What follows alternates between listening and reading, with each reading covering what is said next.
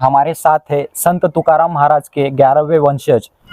तो दोस्तों गाथा मंदिर आप पीछे देख सकते हो, उस गाथा को जो है इस इंद्रायणी नदी में डुबा दिया गया था। जब रामेश्वर भट्ट जी ने तुकाराम महाराज जी के ग्रंथ को पत्थर को बांध को डुबोने के लिए कहा।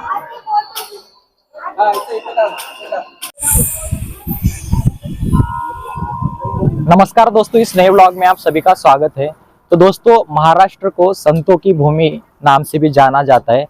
तो आज हम संत तुकाराम महाराज का जहां पर जन्म हुआ था और संत तुकाराम महाराज की जहां पर समाधि है उस देहू गांव में जा रहे हैं। तो इस व्लॉग में आपको देहू मंदिर की पूरी जानकारी देखने को मिलेगी। तो व्लॉग लास्ट तक देखिए, काफी इंटरेस्टिंग व्लॉग होने वाला है। तो चलिए अभी निकलते हैं।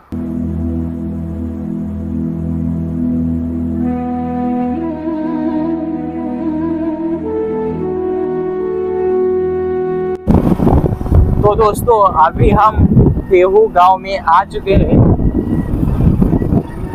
तो ये पूरा जो गांव देख रहे हैं ये देहू गांव है और यहाँ से थोड़े से अंतर पर, थोड़ी सी दूरी पर जय संत तुकाराम महाराज का मंदिर भी हमें देखने को मिलेगा। तो यहाँ से मैं आपको थोड़ा सा दिखाता हूँ। तो दोस्तों मंदिर दूर से भी हमें दिखाई दे रहा है।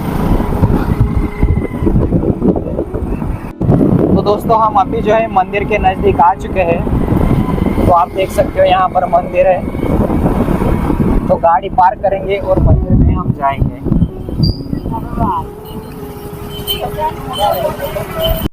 तो दोस्तों गाथा मंदिर आप पीछे देख सकते हो। गाथा मंदिर जो है इंद्रायणी नदी के किनारे पर है। तो पहले हम इंद्रायणी नदी पर जाएंगे और बाद में हम जो दर्शन करने के लिए जाएंगे और जो भी गाथा मंदिर की हिस्ट्री है वो भी हम आपको बताने का प्रयास करेंगे। तो आप देख सकते हो मंदिर के नज़दीक से ही जो है इंद्रायणी नदी बहती है।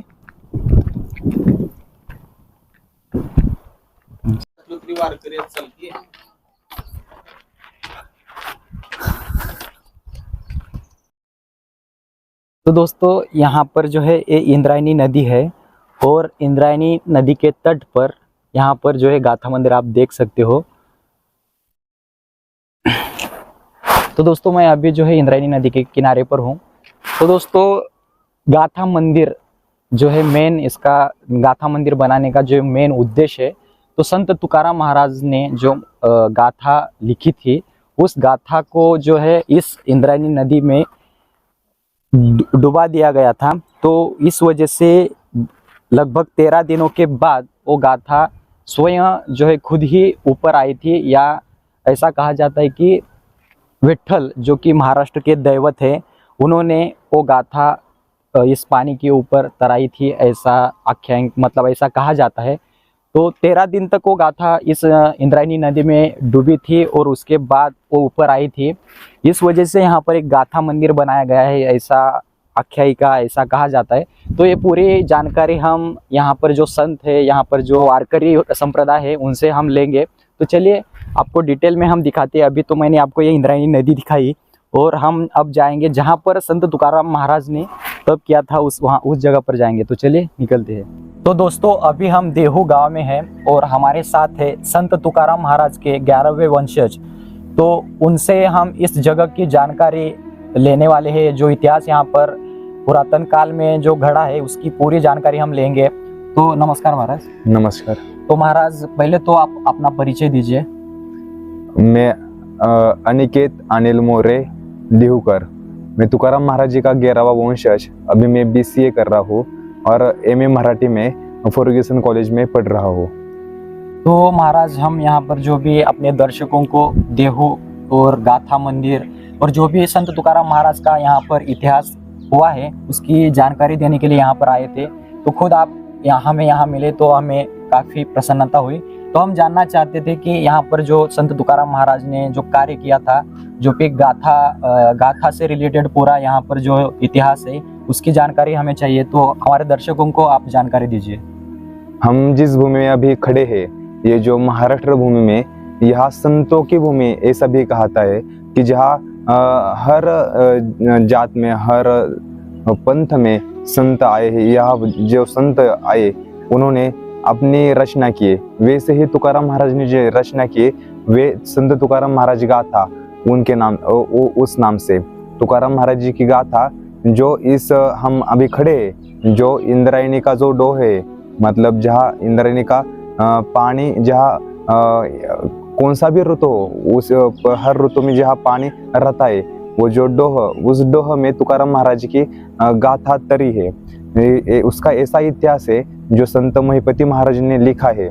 जब तुकाराम महाराज जी ने मराठी भाषा में अपनी गाथा लिखी, वो गाथा मतलब जो वेद है, जो शास्त्र है, जो पुराण है, उसका मराठी में अनुवाद किया, ट्रांसलेशन किया, जो हमारे तब उस वक्त के साधारण 1608 के 1630 ये उस दरमियान हमारे संतों ने तुकाराम महाराज जी ने जो गाथा लिखी वो मराठी उस वक्त के समाज के लिए जो अशिक्षित थे उनको शिक्षा दी, उनको ज्ञान दिया, धार्मिक ज्ञान दिया, आध्यात्मिक ज्ञान दिया, उनका अंतकरण समाधान किया। उन्होंने अपने मराठी भाषा में समाज को जो ज्ञान दिया वो मग शेती का ज्ञान था, उसमें अध्यात्म था, उसमें महाराज कहते असाध्य साध्य करिता सायस कारण अभ्यास तो का मने, मतलब इस दुनिया में ऐसी कौन सी भी चीज नहीं कि हम वो पा न सके, हर चीज हम पा सकते हैं। बल्कि छत्रपति शिवाजी महाराज जी के गुरु संत तुकाराम महाराज जी वो भी उन्होंने भूमिका निभाई। जब तुकाराम महाराज जी और शिवाजी महाराज उनकी मुलाकात तीर्थ क्षेत्र दीव में हुई, भंडारा डोंगर पे हुई, लोहगांव में हुई, पुणे में हुई, हर जगह उनको वो साधारण काल बताते हैं कि 1642 तो 1648 इस दरमियान उनकी मुलाकात हुई है। हम कह रहे थे कि जो ये डोह है इतनी सारी उस गाथा का महत्व है कि जो गाथा हमें समाज के लिए अब भी 400 वर्ष के बाद भी वो गाथा हम समाज के लिए, समाज के आध्यात्मिक ज्ञान के लिए और समाज के अपने लाइफ के लिए हम यूज करते हैं। वो गाथा तब रामेश्वर भट्ट के उस वक्त के जो समाज थे उस समाजों के वो तुकाराम महाराज के जो विरुद्ध थे, वो जो मंबाजी थे, उन्होंने मंबाजी ने रामेश्वर भट्ट नाम के जो धर्मपीठ के प्रमुख थे वो उनके कान भरे और उन्होंने उनको आज्ञा दी कि आप वो गाथा बुढ़ाइए। तब तुकाराम महाराज जी ने उनका आदेश मान्य किया, उनकी आज्ञा मानी और अपनी गाथा बुढ़ाने के लिए वो गए। तो धर्मपीठ की आज्ञा है इसलिए उन्होंने वो गाथा बुढ़ाई। जो हमारे पीछे वो जो मंदिर है, जो उस मंदिर पे बैठ के मंदिर में जो शिला है उस शिले पर बैठकर तुकाराम महाराज जी ने 13 दिन अनुष्ठान किया। अभी उस मंदिर का जो शिला है उसका ही अभी माननीय नरेंद्र जी मोदी साहब ने उसका लोकार्पण भी किया है। जी वो शिला का इतना महत्व है। उस शिला पर बैठ के तुकाराम महाराज जी ने 13 दिवस अनुष्ठान किया। उसके बाद वो गाथा 13 दिन बाद वो पानी से तरंगी ऊपर आई। महाराष्ट्र को 2 इतिहास है, एक छत्रपति शिवाजी महाराज का और एक संतों का। और उस संतों को में आज हमारे जो पीछे वो गाथा मंदिर होगा जो 50-60 कोटि का बना है। और फिर वो जो रामेश्वर भट्ट जिन्होंने आज्ञा की थी वही तुकाराम महाराज जी के आगे जाके शिष्य बने। तो दोस्तों अब हम उस जगह पर जाएंगे जहाँ पर संत तुकाराम महाराज जी खुद वहाँ पर बैठ के जहाँ पर अनुष्ठान किए थे। तो चलिए उस तरफ बढ़ते हैं, वहाँ पर एक मंदिर है, तो चलिए। तो दोस्तों यही मंदिर है जहाँ पर संत तुकाराम महाराज जी ने अनुष्ठान किया था। तो चलिए हम अंदर जाकर यहाँ पर दर्शन लेंगे। दोस्तों वो यही जगह है, इस जगह पे संत श्रेष्ठ तुकाराम महाराज जी ने यही शिला के ऊपर बैठकर अनुष्ठान किया था। वो संत श्रेष्ठ तुकाराम महाराज जी ने जो गाथा लिखी थी वो वही गाथा इंद्रायणी के डोह में जब उन्होंने डुबाया था तभी इसी शिला के ऊपर बैठकर उन्होंने अनुष्ठान किया था, ध्यान धारणा की थी। संत श्रेष्ठ तुकाराम महाराज जी की 10वीं पीढ़ी के वंशज के सामने हम कुछ जानने का प्रयास करेंगे।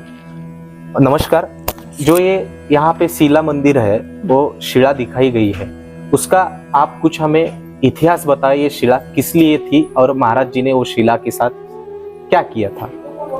जब रामेश्वर भट्ट जी ने तुकाराम महाराज जी के ग्रंथ को पत्थर को बांध को डुबोने के लिए कहा, तब तुकाराम महाराज जी 13 दिन तक बैठे अन्न पानी छोड़ के। 14 दिन के बाद पांडुरंग ने बालकृष्ण रूप धारण किया। महाराज के ग्रंथी से आनंद ढो में तहत ये ग्रंथ महाराज जी 3 स्थान पर ध्यान साधने को जाते थे। भंडारा, भामचंद्र और घोरवड़ा। शिवाजी महाराज जी ने नजराना भेजा, रामेश्वर भट्ट जी ने आरती की इधर ही की, पहली सावकारकी की खतापत्र इधर ही डुबो दिए। तो वो उस टाइम तुकाराम महाराज जी में दुष्काळ सूखा पड़ा, उस टाइम कर्ज मुक्त कर दिया।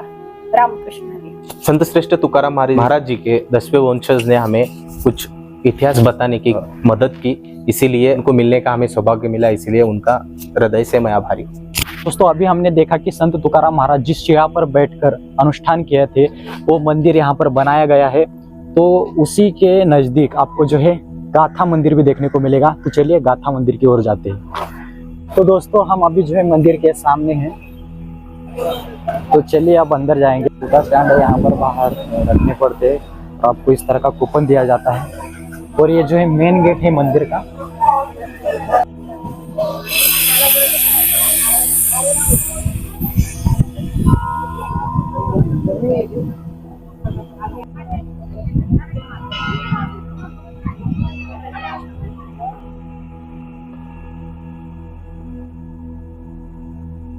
तो चलिए दोस्तों मंदिर के सामने हम आ चुके हैं और अब हम अंदर जाएंगे।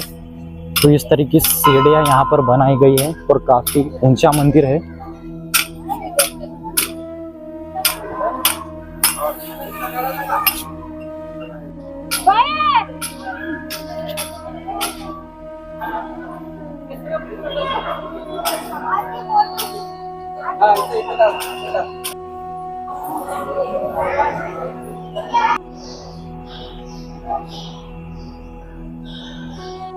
तो दोस्तों अभी मैं गाथा मंदिर के सामने हूँ। तो हमने अंदर जाकर जो है संत तुकाराम महाराज के दर्शन किए।